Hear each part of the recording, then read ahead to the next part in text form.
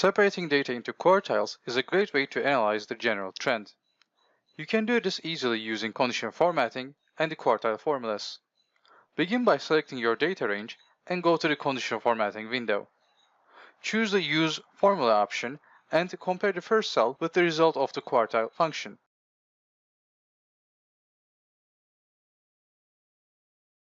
Remember to use absolute references to make it easy to apply to other cells.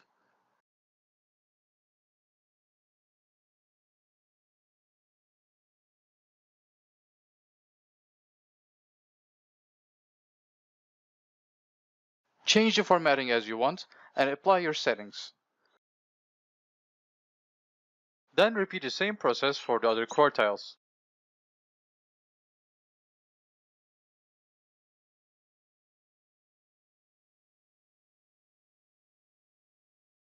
In this example, we are looking at minimum, first quartile, median, third quartile, and maximum values.